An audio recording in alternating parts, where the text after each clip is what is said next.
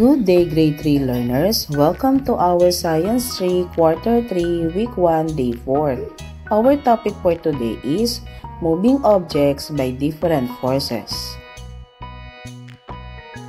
Before we begin, please don't forget to like, share, and subscribe. Thank you. Activating prior knowledge. What causes the sailboat to move? A sailboat moves because it is being pushed by the water and the wind.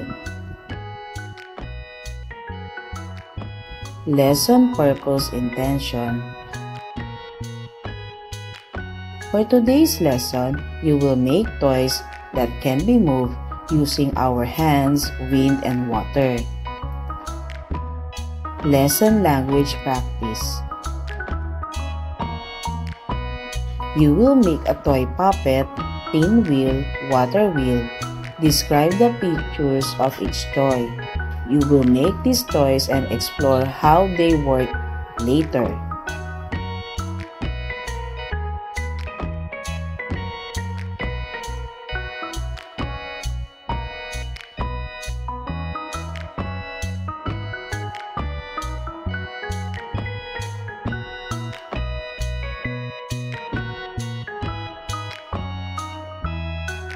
Reading the key ideas 10. Instruct the learners to read out loud the activity title and objectives.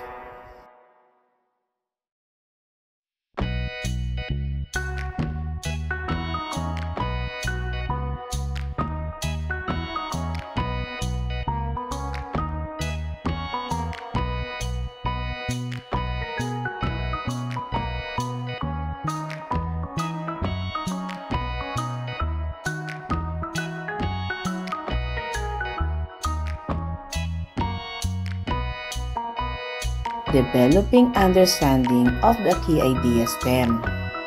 Activity 2.1. Push, pull puppets for group 1 and 2. Activity 2.2. Pinwheel for groups 3 and 4. Activity 2.3. Water wheel for group 5 and 6. Number 1. Divide the class into 6 groups. Group 1 and 2 will perform activity 2.1. Group 3 and 4 will perform activity 2.2. And Group 5 and 6 will perform activity 2.3. Tell the learners that today, they will make a puppet, a pinwheel, and a water wheel. Explain the procedure of the activity. After performing the activity, facilitate the discussion.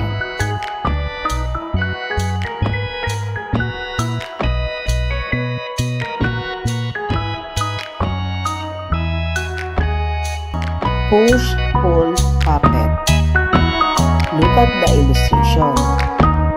Which part of the puppets move when you push and pull the straw in the lower part of the cup? The answer is the head and arms of the puppet move.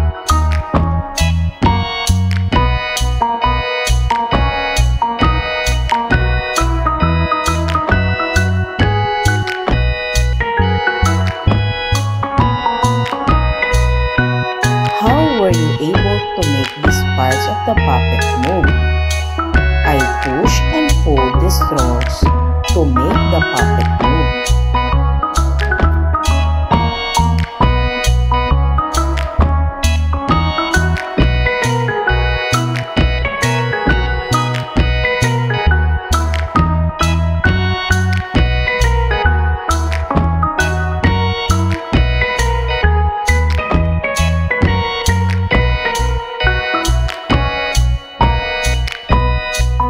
Pinwheel. What happens to the pinwheel when you blow air on it? Why do you think the pinwheel behaves that way? The pinwheel spins. The pinwheel moves because of the wind.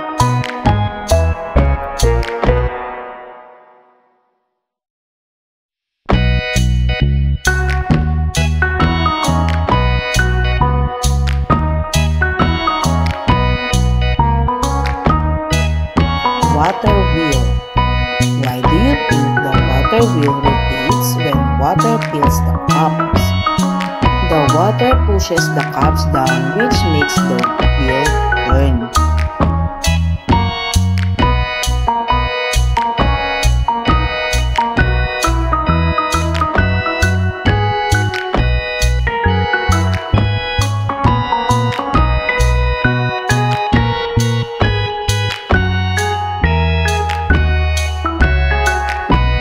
Push-pull puppets, our hands pulling or pushing the straws make the puppet move.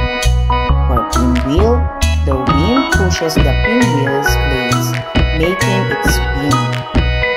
Water wheel, water pushes the cups, paddles of the wheel, making it turn.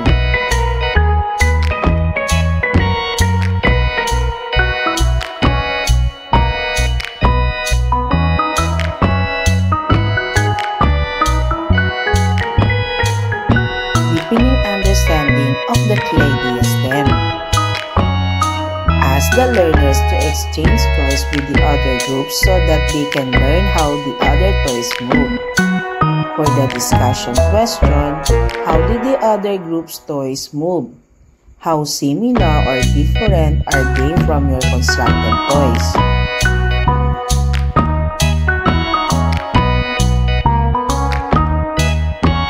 Making generalization and abstraction.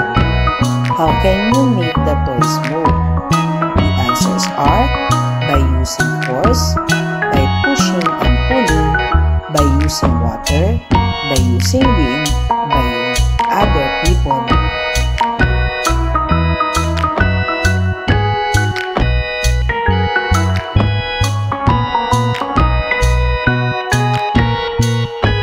Evaluating learning.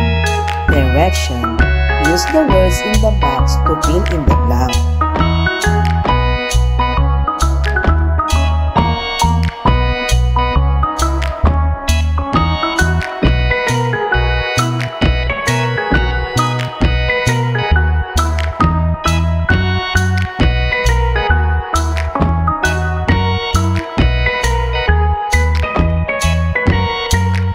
Here are the expected answers.